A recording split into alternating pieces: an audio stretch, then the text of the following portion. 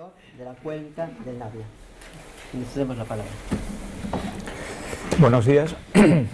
Muchas gracias por la invitación a participar en este foro y decirles en primer lugar que en realidad yo no voy a hablarles de restauración o de conservación en un sentido estricto, voy a hablarles del marco general en el cual nosotros procuramos ordenar durante aproximadamente 12-15 años las actividades en una amplia región de una zona de Asturias, y en el que estuvieron presentes todas aquellas facetas que pueden estar relacionadas en la actividad arqueológica, no solo en los casos, sino también en otras manifestaciones. En realidad, yo he de decirles que no tengo muy claros los límites, dónde empieza la conservación, dónde empieza la restauración, dónde empieza el estudio y la investigación. Me parece que no se puede hacer divulgación de calidad sin investigación, me parece que no se puede hacer investigación sin consolidación, sin restauración, y que todos ellos forman un conjunto único, casi indivisible, y que en la medida en la que se atiendan todas estas facetas el resultado será más o menos exitoso, ¿no? En Asturias, desde la constitución de la autonomía, las inversiones realizadas en cuestiones patrimoniales fueron muy importantes, especialmente en el occidente de la región, con una larga tradición de intervenciones en yacimientos emblemáticos de todos ustedes conocidos, como el Castro de Pendia, el Castro de Coaña, el Castro de Moías. Todas estas intervenciones tuvieron fundamentalmente una misión investigadora, respondían a la intención o la voluntad de determinados arqueólogos por resolver problemas, por avanzar en sus investigaciones o en su itinerario académico. Sin embargo, no existía un proyecto único, no existía un proyecto que planificase esas actividades y que pudiese luego dar continuidad a los trabajos allí desarrollados, tanto en la investigación como en la conservación o en la estabilización de aquellas ruinas.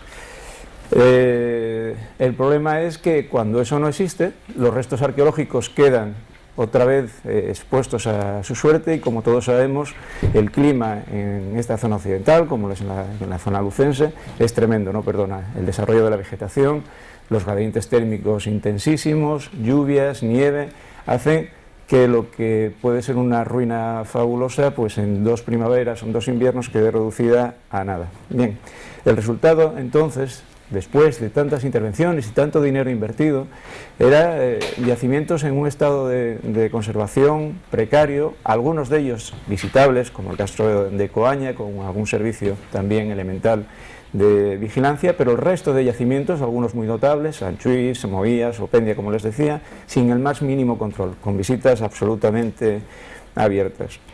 Por esta razón fue necesario, la administración regional creyó necesario crear un instrumento de gestión que primero diagnosticase qué era lo que estaba pasando y luego cómo actuar. No todo había sido malos resultados en esa época. Gracias a esas intervenciones prolongadas durante varios años, se había ido reuniendo un grupo de personas, un grupo de especialistas y de investigadores, que se fueron haciendo buenos conocedores del territorio, buenos conocedores también de sus manifestaciones arqueológicas. Y además se construyeron, se dispusieron algunas instalaciones que mejoraron enormemente también la visibilidad de estos yacimientos. Caso fundamentalmente del aula didáctica de Coaña, que fue inaugurada, para que se haga una idea, en noviembre del año 93. Lo cierto es que hasta esa fecha, hasta ese tiempo,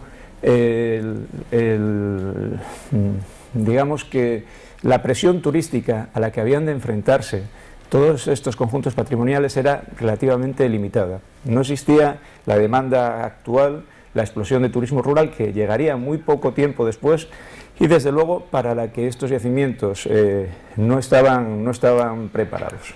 Además, el escaso desarrollo turístico promocional de las comarcas occidentales de la región, que son o fueron durante muchísimo tiempo la cenicienta de nuestra comunidad, hacían que el interés por la visita de estos yacimientos y la conservación de los mismos se mantuviera en un equilibrio muy precario, pero que permitía que la situación se pudiese mantener sin grandes destrozos. Ocurrió lo que ocurrió. En muy pocos años el turismo rural se puso en marcha, en una carrera a veces muy loca, se ofreció como visitable, se ofreció como, digamos, como recurso todo aquello que pudiera ser visitable. Se hizo con muy pocos controles, por iniciativas de hosteleros, por iniciativa de ayuntamientos, y todo eso era una de las condiciones principales a atender, una de las circunstancias principales a atender en ese nuevo documento, en el documento que les estoy diciendo, que a partir del año 95 se hizo manifiesta su absoluta necesidad. Tengan en cuenta que en esos años, estamos hablando de mediados de los 90, así como la sociedad había ido desarrollando determinados mecanismos de complicidad en la defensa del medio ambiente, en el caso del patrimonio cultural jamás había ocurrido. No pasábamos más allá de la mera curiosidad. En todo caso, podían tener interés si se suponía que alguien podía pagar por sus visitas y demás. No existía esa conciencia social de conservación de los restos arqueológicos como lo existía en relación con los bosques o con algunos elementos más significativos de la fauna. Por lo tanto, una de las tareas esenciales también que deberíamos afrontar era concienciar y dar a conocer ese patrimonio, la importancia que tiene y también cuáles son las consecuencias de su degradación en la pérdida de información científica también y en la pérdida de posibles recursos de orden económico, pero también fundamentalmente social.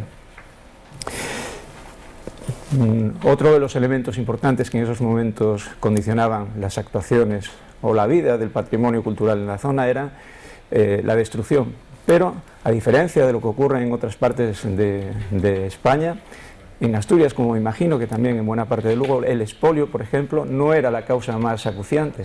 Los grandes destrozos que en esos momentos se estaban ocasionando sobre el patrimonio venían derivados de la falta de coordinación administrativa. Y, por lo tanto, otra de las tareas que habría que atender o que deberíamos atender, hoy, por supuesto, esto ya suena como algo habitual, pero no lo era tanto entonces, era el buscar que las intervenciones de las consejerías de montes, de infraestructuras, de turismo, de industria, de quien fuera, trabajasen de una manera conjunta de tal manera que todas las intervenciones sobre un territorio tan sensible pudiesen ser controladas. Este era el panorama aproximadamente hacia 1995. Esto va a ser así cada vez que pasen las diapositivas. ¿Cuáles eran las consecuencias de este estado de cosas? Pues una degradación continua de las ruinas. Lo que tienen en la imagen es una fotografía de las murallas del Castro de Sanchís, en el concejo de Allande. El aspecto que presentaba el entorno del Castro de Moías, situado en la costa, visitable. Un uso turístico no regulado, en el cual cualquiera y en cualquier condición podía visitar los yacimientos.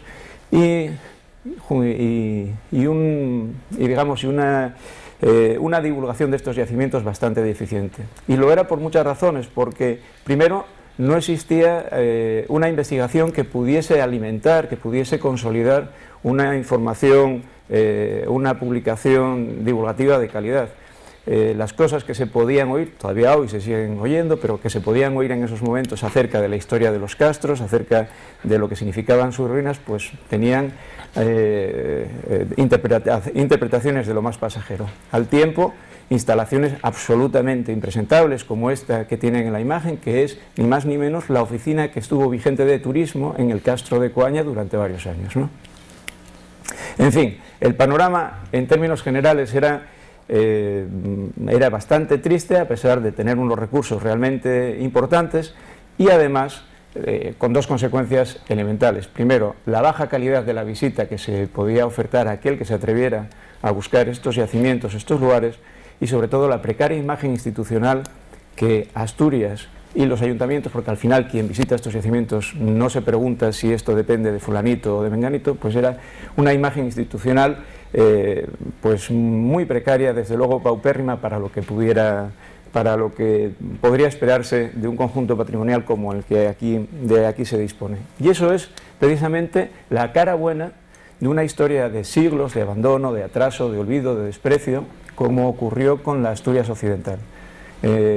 La Asturias occidental padeció una falta total de comunicaciones o de medios de comunicación, falta de también mecanización de sus labores de sus labores rurales, y eso, claro, supuso una inmigración masiva, desertización de buena parte de estos territorios, y la cara buena de la moneda era que en estos lugares pues, se conservan formas tradicionales que están absolutamente perdidas desde hace décadas en otras partes de Asturias. Un paisaje todavía de una enorme calidad ambiental, que dirán quienes hubiesen querido seguir viviendo allí que para qué les sirvió a ellos, ¿no? Y formas tradicionales de economía que hoy ya reconocemos plenamente como recursos económicos, pero también sociales y de identidad. Pues bien, lo primero, para elaborar ese plan director, era escoger exactamente sobre qué territorio deberíamos actuar. Y en este caso era relativamente fácil. Como todos ustedes saben, el territorio del Navia-Eo es un territorio, precisamente por algunas de estas circunstancias relatadas anteriormente, un territorio especial, un territorio en el que el visitante reconoce perfectamente una identidad diferente a la que puede encontrar en otros lugares de Asturias. Hay una lengua propia, hay una forma de construir propia, la geología también es singular y en buen modo condiciona la manera en la que se van a manifestar otro tipo de creaciones culturales, desde la arquitectura, la gastronomía, la fauna, etcétera, demás, ¿no?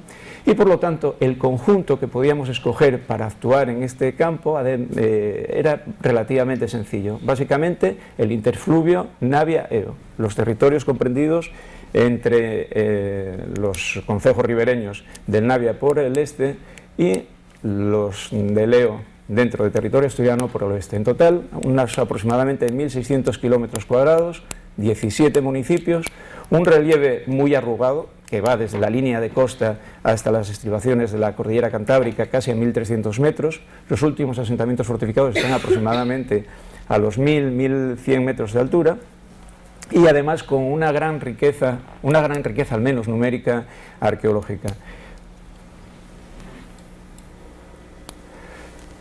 Un breve repaso a cuál era el repertorio, que no es muy extenso en cuanto a tipología, sí en cuanto a número. Está caracterizado fundamentalmente por los monumentos megalíticos, es el neolítico y la construcción de este tipo de estructuras marcan la colonización, la primera colonización general del territorio occidental Asturias, hasta entonces limitado en tiempos paleolíticos al área litoral, con varios centenares de estas estructuras dispersas por el territorio objeto de estudio. En este caso les pongo esta representación, este pequeño excurso. Ofrecía además la cuestión de los megalitos unas oportunidades geográficas importantes, porque la distribución que se hace de este tipo de monumentos va parejo a las sierras o se distribuye sobre las sierras que con dirección norte-sur permiten acceder desde la línea de costa hasta las tierras altas interiores prácticamente sin vadear un valle. Eso, como ustedes se pueden imaginar, en estos tiempos en los que los bosques eran frondosos, permitía a aquellos primeros ganaderos recorrer larguísimas distancias sin tener que vadear ríos, atravesar zonas con grandes bosques y por lo tanto una movilidad relativamente cómoda y desde luego segura. Líneas de cumbres, de montes muy arrasados que permitían el tránsito de animales y de personas a largas distancias. Pues bien, muchas de estas estructuras, muchos de estos túmulos conservaban todavía manifestaciones ciertamente monumentales. Luego hablaremos de los criterios de selección. Pero por ponerles el caso de una intervención en uno de estos túmulos, luego hablaremos, pasaremos ya directamente a los castros, intervenciones muy sencillas. Tengan en cuenta que este plan había de considerar además otra circunstancia muy importante, es la falta absoluta de presupuesto. Un presupuesto que habría de estar al albur de cómo evolucionase la economía. Y con ese planteamiento lo que se preparó fue un documento de tal forma que, en la medida en la que llegase dinero, ese dinero ya pudiese ser canalizado. Una serie de objetivos que en función del presupuesto disponible no hubiese que discutir. Ese dinero podía encajarse allí donde corriese más prisa o donde fuese más oportuno, porque son muchas las circunstancias, como verán a continuación, que podían actuar en la selección de estos objetivos. Este es un viejo túmulo de los antiguos, con más alta tecnología en la región, un túmulo de tierra con enterramientos en fosa bajo su superficie y que había sido utilizado, pues como se pueden imaginar, como banco de tierras pues para cualquiera de las obras que se hacían en el entorno. Con muy poco dinero, un dinero que además vino del exterior, en este plan se incluyó una intervención en campo abierto, sin custodia, en un experimento que resultó francamente satisfactorio y que consistió básicamente en realizar una excavación previa para saber qué era lo que teníamos entre manos.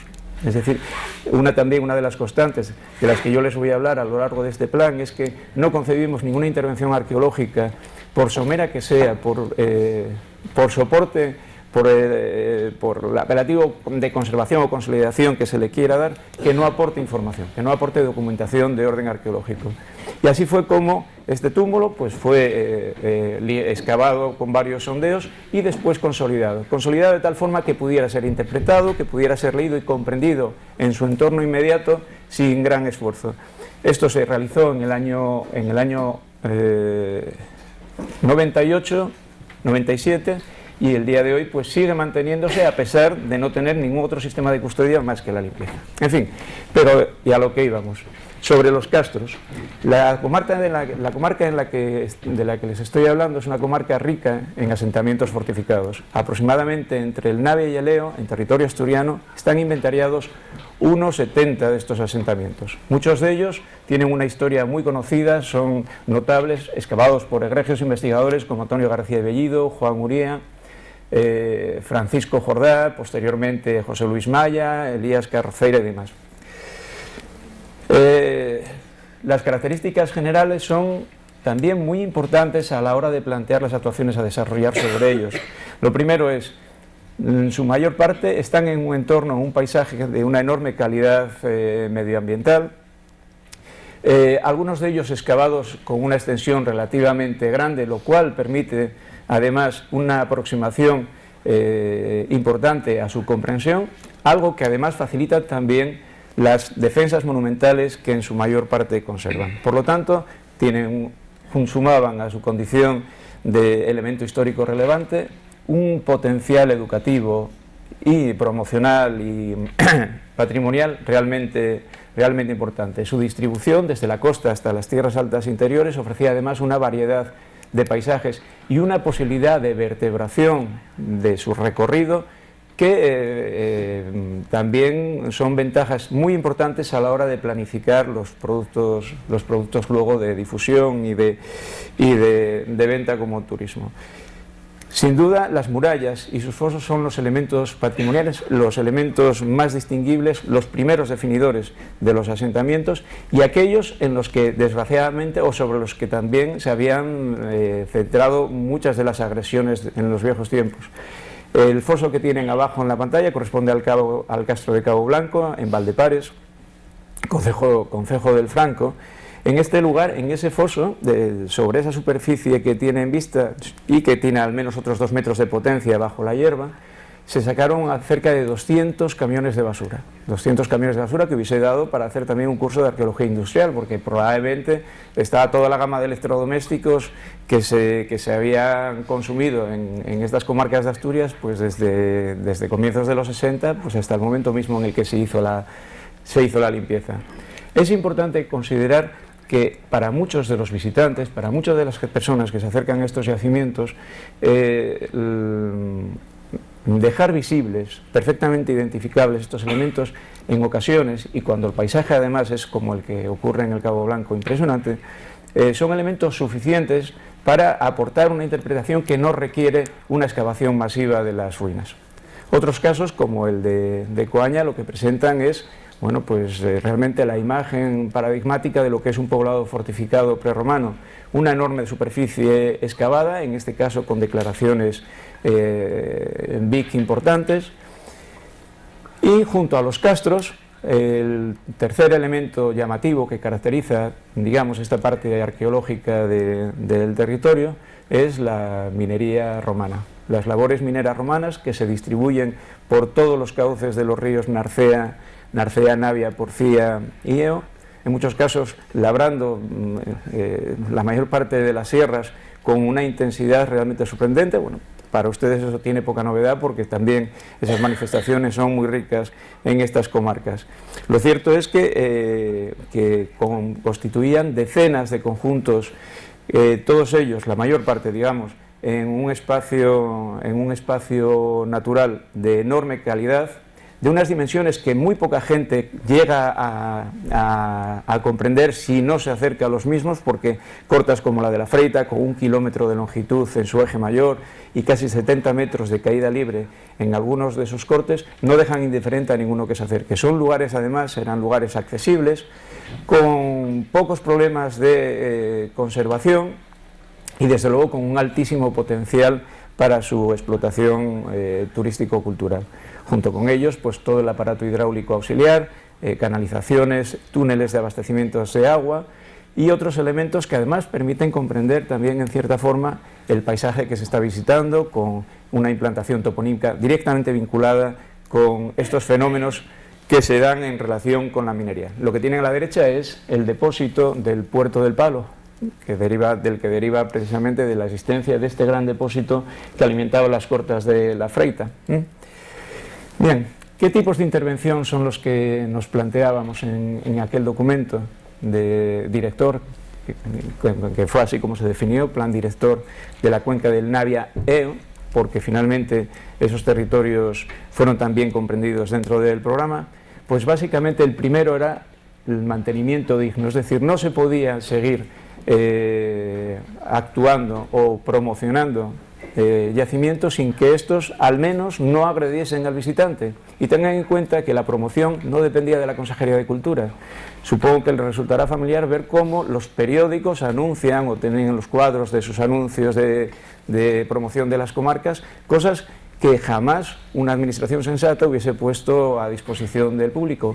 Eso estaba ocurriendo de forma continua, por lo tanto lo que había que hacer era aquellos lugares que inevitablemente alguien sabía que tenían que ser visitados, al menos acondicionarlos de una forma básica.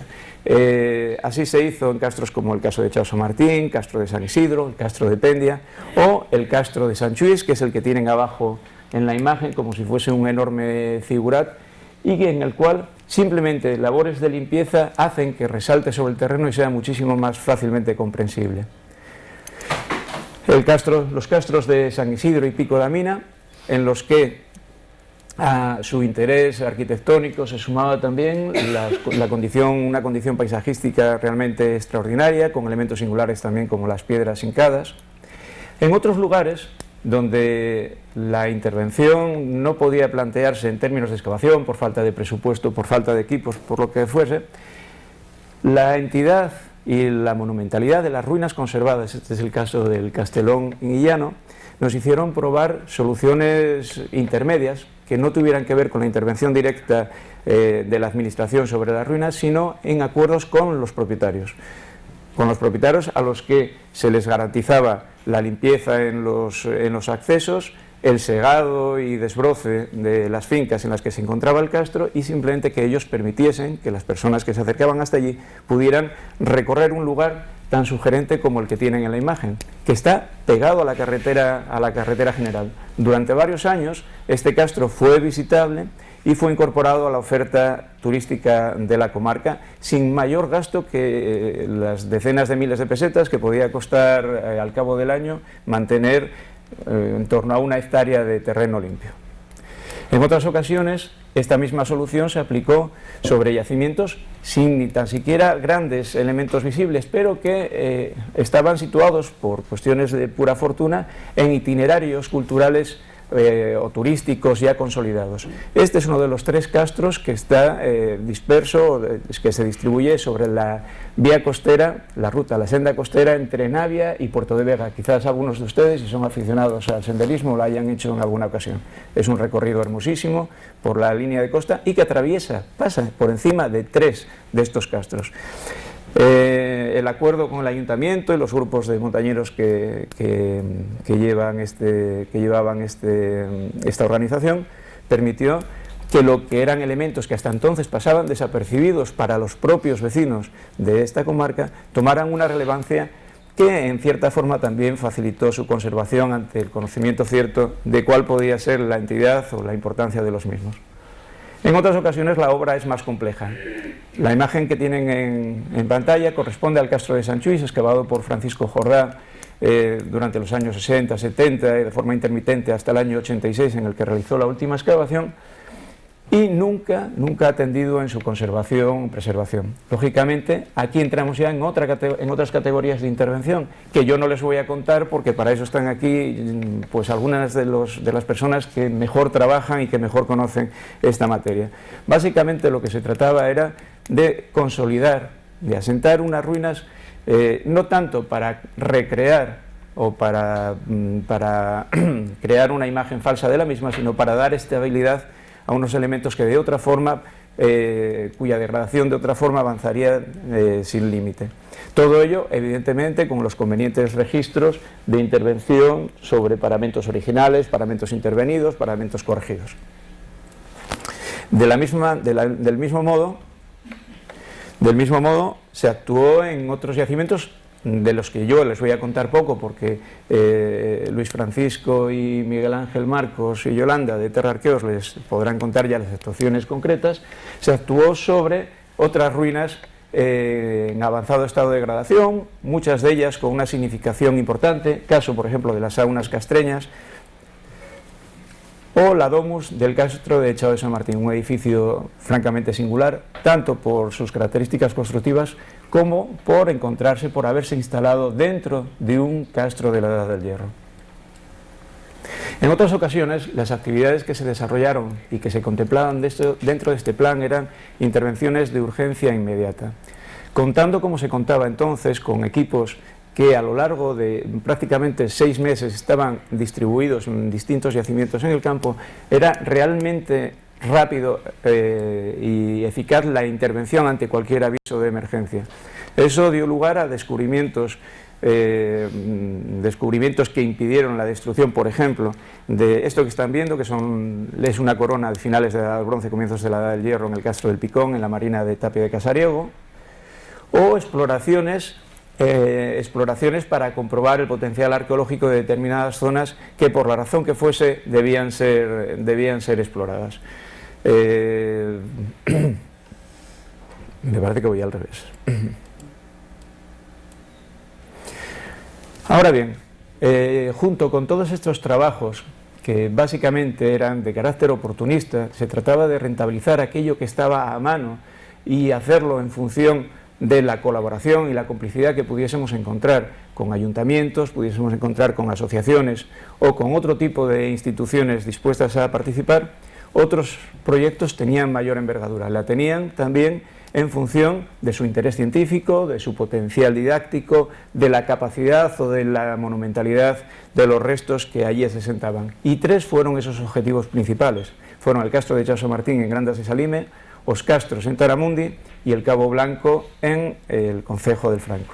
El caso del Cabo Blanco es el más extraño de los 3, porque aquí, ante la evidencia de lo que se avecinaba, que era una sociedad sin recursos, al menos para estas cosas a las que nosotros nos dedicamos, en este magnífico castro situado en la marina occidental de la región, se hicieron excavaciones en buena parte de su superficie, de tal manera que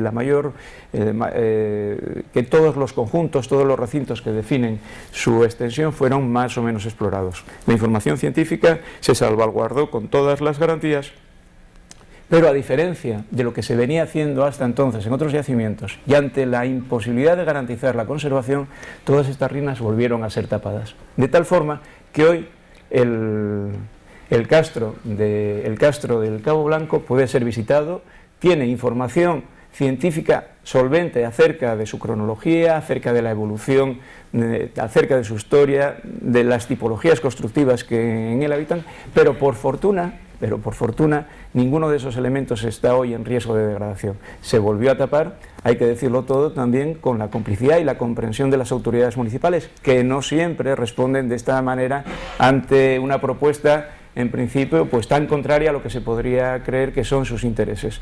Lo cierto es que alguien que visite el Castro de Cabo Blanco con la monumentalidad de sus defensas y con este paisaje no se va a ver más impresionado porque haya 4 cabañas de piedra, y sobre todo si esas 4 cabañas de piedra están comidas por la maleza, por los sartos o por las ortigas. A mí me parece que es un triste ejemplo de lo que tenemos que hacer, pero desde luego es el mejor ante lo que se avecina en otras situaciones, ¿no? El castro de Taramundi yo creo que es otro ejemplo feliz. El castro de Taramundi es un castro que se empezó a excavar también por empeño de su alcalde, como ocurre en muchos de los ejemplos en los que todos estamos involucrados. En este caso era para la instalación de un parque infantil. En Taramundi no hay un sitio plano, está todo en cuesta, y el único lugar que había relativamente horizontal estaba situado en el castro. Bueno, este hombre con enormes recursos, como si ustedes conocen a quien vino siendo alcalde de Taramundi durante muchos años, con enormes recursos y capacidad de convicción, hizo que la Consejería de Cultura al menos intentase ver las posibilidades de construir ahí el parque, con tan buena suerte que en el primer sondeo obtuvimos una secuencia estratigráfica que iba desde el siglo VIII a.C. hasta la actualidad, de tal forma que lo que iba a ser un parque infantil de pronto se convirtió en un proyecto de intervención arqueológica que perduró, que se mantuvo a lo largo de 10 años, prácticamente sin gasto por parte de la administración, con la colaboración del ayuntamiento, la hostelería local y, muy importante, con la dirección y la coordinación de todos los servicios técnicos de la Consejería de Cultura. Es decir, ellos ponen los cuartos, pero quien dice lo que hay que hacer, dónde hay que cortar y qué es lo que se hace con esas cosas es la institución competente. Durante 10 años ese proceso se mantuvo de una forma, yo creo que ejemplar, además dando lugar a publicaciones que no son todos los extensas que a nosotros nos gustaría, pero bueno, que componen un corpus respetable respecto a lo que en general se suele hacer con estos yacimientos, y que además tuvo un final feliz también en la musealización de esos restos que fueron consolidados. Yo creo que podría ser desde luego un buen recurso para una tercera edición de estas jornadas, porque en el castro de Taramundi también los restos fueron consolidados íntegramente y acondicionados para su visita mediante pasarelas, audioguías y demás. Es decir, otro de los casos en los que el fin de trabajo resulta satisfactorio. Finalmente, el castro de Chaos San Martín. El castro de Chaos San Martín fue el lugar en el que centramos los mayores esfuerzos, pero se centraron por razones que no siempre tuvieron que ver con los arqueólogos. En muchas ocasiones, planes de empleo con una enorme cantidad de gente contratada hacían que los trabajos necesariamente avanzasen a buen ritmo y tocasen extensiones que de otra forma probablemente nosotros jamás hubiésemos pretendido. El resultado, desde luego, fue extraordinario. Un yacimiento que ofreció una larguísima secuencia que se remonta a los albores de la Edad del Hierro y cuyas últimas sorpresas llegan hasta época medieval, con la existencia de una gran necrópolis y con un elemento más resaltado, quizás por haber sido lo último estudiado, una gran domus instalada sobre el propio yacimiento. Los datos que proporcionaron este conjunto de castros hicieron que en unas tareas que en principio estaban orientadas por los políticos exclusivamente con fines patrimoniales, proporcionasen una suerte de información científica que favoreció su promoción social y su promoción turística, pero, y muy especialmente, dio un cambio radical a lo que sabíamos acerca de los castros. Lo dio en términos diacrónicos, pero lo dio también en cuanto a la significación y la propia entidad del fenómeno, con aspectos importantísimos como fue, primero, lógicamente, la secuencia de ocupación, la transformación del mundo castreño al contacto con lo romano, la segregación, las jerarquías que se van desarrollando durante esos primeros siglos. Nos abrió las puertas a la arqueología militar, que era absolutamente desconocida para nosotros en este ámbito del mundo castreño, y proporcionó los primeros ejemplos, por ejemplo, de orfebrería, de un conjunto amplio de orfebrería contextualizada, algo que todos llevábamos deseando desde hacía muchísimo tiempo, pues los estudios, debido en la mayor parte de los casos a la procedencia de estas piezas, pues debía establecerse en función de la tipología. Al tiempo se incorporaron al registro arqueológico piezas que pensábamos que solamente existían en esos lugares donde se hace arqueología de la buena, ¿no? Pues zonas del Levante o del sur y demás, y todo esto estaba en estos castros, y todo esto era consecuencia exclusivamente de una tarea que se había planteado nada más que para conseguir que haya unas ruinas visitables, o eso pensaban aquellos que nos habían encargado los trabajos, ¿no? Y finalmente, también en el caso de Chaos San Martín, con la creación de un museo. En conjunto, Estos son los elementos más llamativos dentro de lo que podríamos poner en ese último punto de difusión y de musealización, pero en realidad hubo muchas más cosas por medio. De los 17 objetivos trazados en su momento, todos ellos acabaron, y algunos más después, incorporados a una oferta turística que se vino a denominar Parque Histórico del Navia, una figura que nació como elemento de gestión de todos esos recursos turísticos, luego derivó hacia otras cosas. Luego, una vez que cae en manos de quienes cae, pues esto deriva hacia mancomunidades que tienen otros fines, pero que desde luego el patrimonio, su gestión y demás pasa a un tercer, un cuarto lugar en sus prioridades, pero que ofrece, yo creo que soluciones realmente dignas para lo que debe ser el proceso de cómo se debe afrontar el trabajo con estos patrimonios, y más en términos comarcales. Nos resultó relativamente fácil trabajar en ese ámbito, fuera de localismos, pero una vez conseguidas las figuras, una vez puestos en marcha lo que ahora se llama, o como se vienen a llamar ahora los yacimientos arqueológicos, los recursos, todos esos fueron otra vez repartidos entre los municipios.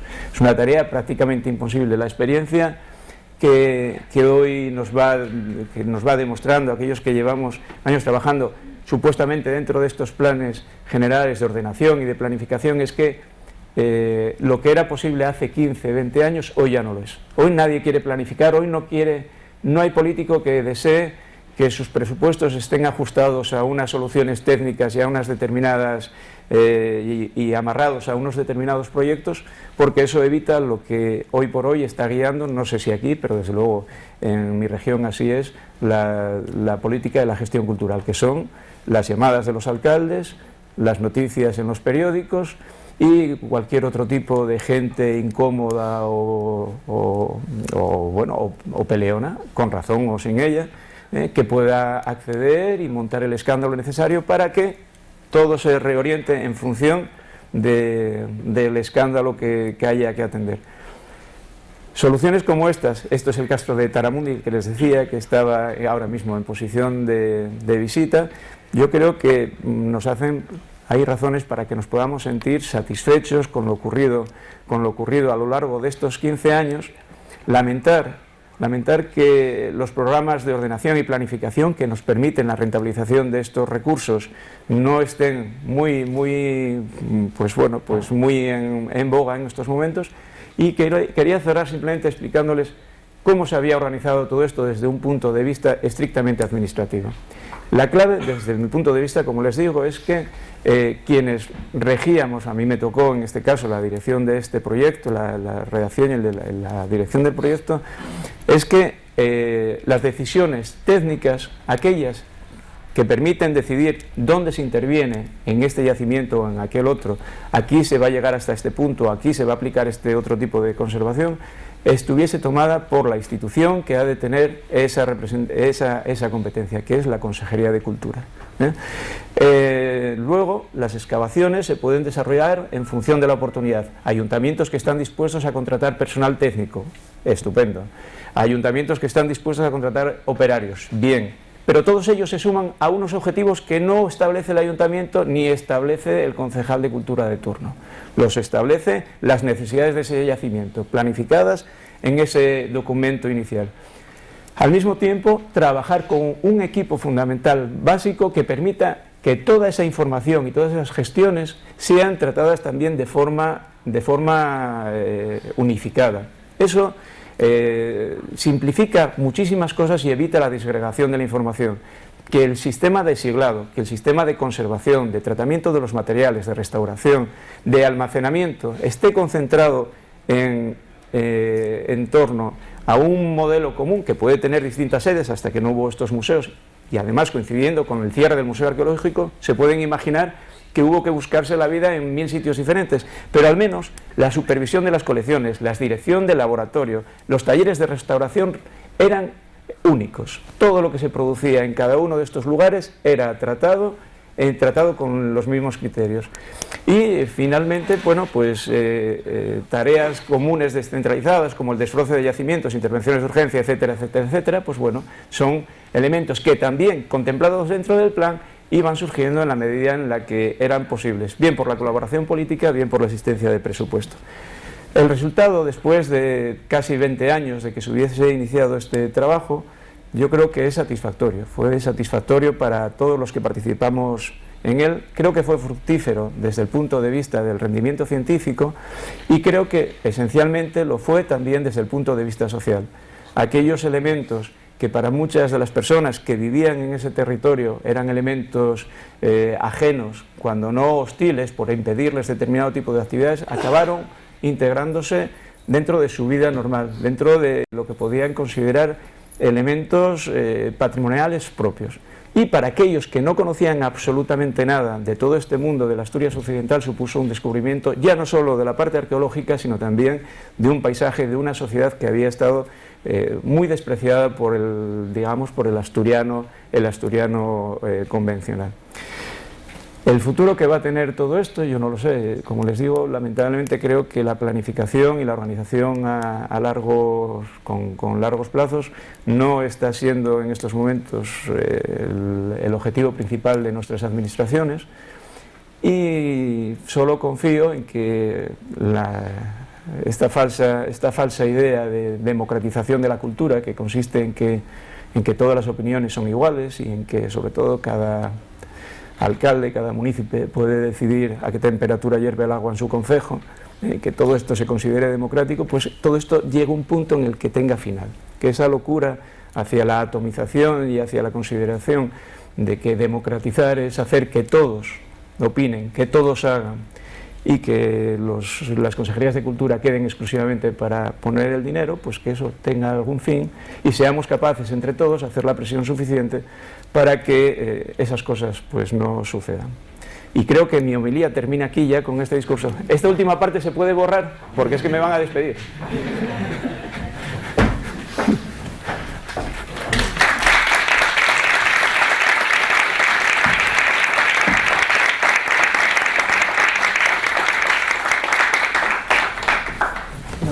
Agradecemos ao Dr. Ángel Villa esta pormenorizada intervención sobre a investigación e sobre a difusión dos castros do occidente asturiano. Agora, si temos casi media hora, se alguén quere facer alguna pregunta ou sugerencia.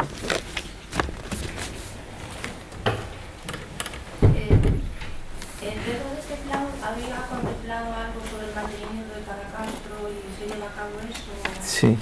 El plan director se aprobó en el año 97 y a partir de este año y hasta el año 2006 hubo un presupuesto aproximado, similar todos los años. En algunos casos por alguna razón se reducía, aumentaba. La distribución de gasto se apuntaba en función de la urgencia. El primero era, lógicamente, la conservación y el mantenimiento. ¿Qué entraba dentro de ese programa? La limpieza, el desbroce, que habría que hacer en unos casos 1, 2 o 3 veces al año, según el yacimiento, que fuese visitable o no lo fuese, que estuviese en el alto del monte o que estuviese en la zona de ribera. Inmediatamente después, en función de la urgencia también, la intervención en la consolidación de estructuras. Lamentablemente, esa consolidación, como te puedes imaginar, siempre iba sobre elementos ya deteriorados. Por lo tanto, la posibilidad de plantear una integración o una consolidación completa de un yacimiento no se pudo llevar a cabo hasta el caso de Taramundi. Por ejemplo, en el caso del Chao de San Martín, estábamos a esto de que eso pudiera salir adelante, pero circunstancias inverosímiles y que no se las voy a contar porque no se las creerían, pues hicieron absolutamente imposible la finalización de ese proyecto. Y luego, en función de cómo estuviese, de cuál fuesen las circunstancias, la contratación de personal. La contratación de personal tiraba de todo lo que podía tirar. En unas ocasiones, en unos lugares eran planes de empleo, en otros lugares eran convenios con el INEM, en otros eran asistencias técnicas de la propia consejería, y cada uno de esos trabajos, en función del municipio que fuera, se enfocaba para cubrir aquella necesidad que fuese necesaria. Si era la de la consolidación, restauradores; si era simplemente desbroces y demás, pues operarios o cooperativas forestales. Es decir, que al final son muchos miembros con los que se trabajan y en función de los que dispongas, pues haces un cesto o haces o haces 100, ¿no? Los presupuestos siempre fueron muy limitados. Creo que el año que más dinero hubo para todo este territorio fueron del orden de 200.000 euros, el año que más. Y se excedió esa cantidad con la construcción del Museo Castro de Chaos Martín a través de fondos PRODER europeos, que toda la comunidad comarcal permitió que se desviaran para un único proyecto. Uno de los milagros que te hacen sentir satisfecho de haber conseguido vencer ese localismo acerbado, que es realmente un problema muy serio, al menos en las comarcas en las que nosotros trabajamos. No sé si te contesté a lo que me estabas preguntando. ¿El Chao de San Martín actualmente está visitado? Sí, señora. El Chao de San Martín está visitado. Sí, bueno, hay muchos conflictos, pero ese no es. Solamente hay una persona que no puede entrar en el Chao de San Martín, que soy yo. Está abierto para todo el mundo. Sí. El Chao de San Martín es visitable desde el momento en el que se inició la excavación. Tenga en cuenta que cuando se inicia la excavación en Grandas de Salime, en el año 1990, Grandas de Salime no queda de paso a ningún sitio. Sí, después de Grandas de Salime ya te empiezas a acercar a algún lado, ¿no? La gente, cuando vio lo que hacían los arqueólogos en aquel terreno, realmente no daba crédito. Sí, cómo se podían estar estropeando campos de cultivo y campos de patacas para sacar piedras que además estaban todas rotas y hechas una... Bien, nosotros nos dimos cuenta de que si no éramos capaces de hacer entender a aquella gente cuál era el valor de nuestro trabajo, estábamos perdidos, porque además la vida allí puede ser muy hostil si tú estás en competencia o en relación desagradable con quienes viven allí. Y desde que se empezaron las excavaciones, las visitas fueron continuas y las colaboraciones también, no solamente de la gente mayor, sino de la población escolar, niños y esencialmente maestros, que pudieran luego volver a las aulas explicándoles a aquella gente que esas piedras no son solo piedras, esas piedras llevan un tipo de información única que nos permiten convertir lo que de otra forma no es más que una ruina en intenciones, en voluntades, en personas que vivieron hace 2000, 2500 o hace 3000 años. Tuvimos éxito, sinceramente, tuvimos mucho éxito. Grandas de Salime se convirtió durante algún tiempo en una especie de Sicily, al estilo ¿recordáis, no? Un lugar en el que te podías encontrar la gente más disparatada, en la que en cualquier chigre, en un chigre de Grandas de Salime, podías estar escuchando hablar acerca de si el bronce final comienza en tal siglo o en siguiente tal, pero en ese participaba el chigrero, porque acababa de ver un hacha de bronce que había salido en fin, este tipo de cosas que resultan muy gratificantes. Cuando la excavación avanza y empieza a tener cierto renombre, se hace necesario un cierre que fuese disuasorio. Ese cierre se estableció en el año 2000 con una cosa muy precaria, pero ya se estableció, derivamos parte de lo que teníamos como personal técnico de arqueología, lo derivamos al servicio de guías, para que fuesen ya especialistas y profesionales quienes lo hicieran. Y eso tuvo mucho éxito. Hubo un tiempo, hasta hace relativamente poco, en el que el Castro se podía explicar en 3 idiomas, cosa que no se puede hacer, por ejemplo, en el Museo Arqueológico o que no se pueden hacer en las termas de Gijón. Se construyó el museo, un museo que es un museo no de sitio, es un museo de sitio evidentemente, pero es un museo de carácter comarcal, que lo que pretende es explicar la evolución de casi 1000 años en los que los poblados fortificados fueron el asentamiento hegemónico en toda una comarca. Se construyó, todo eso se articuló de una forma relativamente asequible para poder atender visitas en el museo, visitas en el Castro y fundamentalmente, que era la razón por la que se creó ese museo, crear la sala de máquinas donde gestionar toda esa información que se estaba creando en el entorno y convertirla a sí mismo en riqueza, algo ofertable donde la gente pudiera ir a trabajar, pudiera ir a estudiar, pudiera ir a formarse. Bien. Cuando el juguete estuvo completo, pues donde una cosa decía que esto iba a servir para esto, pues se convirtió en el juguete de alguien y se cerró como, digamos, como factoría cultural y se quedó convertido pues en lo que es hoy, un museo en el que hay unas piezas extraordinarias y un yacimiento que se puede visitar, me parece que es 2 horas al día. Eso es lo que lo que tenemos. Pasado, llegué hasta las mismísimas puertas, en todos los sitios se parecía que estaba abierto. Llegué allí, a ver, desde Lugo, pues el viaje al más allá. Sí. porque es el más allá, y llegas allí y te encuentras eso, ni puedes ver una cosa ni la otra, cerrada que le canto, un cartel, estoy de vacaciones, claro, sin más. pero esa es la falta de responsabilidad de quienes no se dan cuenta de que un recurso turístico en un lugar como Grande de Salime o como puede ser la Fonsagrada es algo que no puede estar sujeto a los horarios que tiene una instalación similar en Madrid, en Oviedo o en Lugo. Sencillamente porque quien llega allí ya no llega a las 6, a las 10 de la mañana. Quien llega allí tiene que hacer un recorrido que hace en circunstancias generalmente difíciles, ha de buscar lugar para comer, ha de acoplarse a otros horarios porque no solamente es ver yacimientos, en fin. Pero eso, mientras no lo hagan los especialistas, pues te corres con el riesgo de que alguien llegue y diga, oye, no, mira, es que necesito poner unos plásticos en aquella finca, mira, cierra el museo que nos vamos a atender. En fin, así estamos. Son circunstancias tristes porque esto es como colocarle un bólido de primera categoría pues a un señor que pasa por ahí y que le haces que se encargue de algo de lo que desconoce absolutamente todo, ¿no? Pero bien, así es como estamos, un poco triste, pero me imagino que no ocurre solo en Grande de Salime. Sí, pero bueno, lo que tiene es que éramos 3 coches al momento. O sea, es una imagen considerable. ¿Alguna otra pregunta? Sí, mira, eso é o que se fixo no occidente de Asturias. Sí. En el resto de Asturias, ¿qué se fixo? Pues en el resto de Asturias hubo, cuando empezaron a manifestarse las ventajas de este tipo de planteamiento general, que además condujo a acercamientos que antes hubiesen sido imposibles en cuanto a colaborar por el mismo objetivo municipios que hasta entonces, pues bueno, jamás lo hubieran hecho.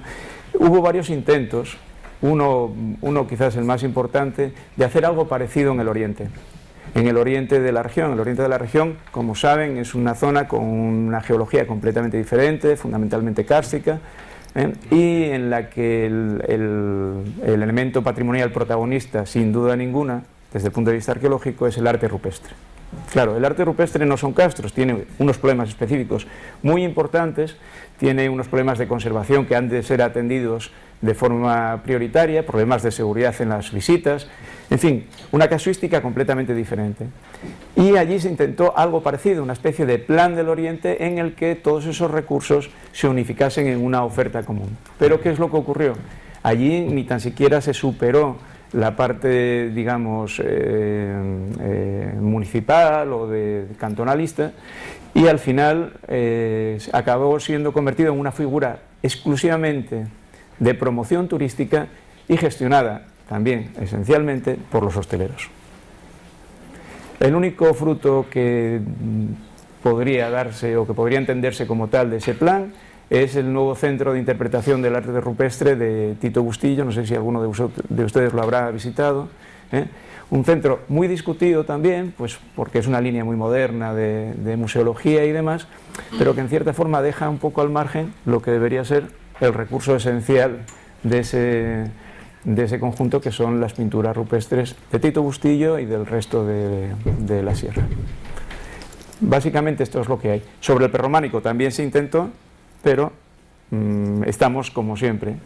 Se hacen planes, se hacen programas muy ambiciosos y al final la hierba crece sobre las tejas de Santa María del Naranco, de San Miguel del Illo o sobre la Foncalada.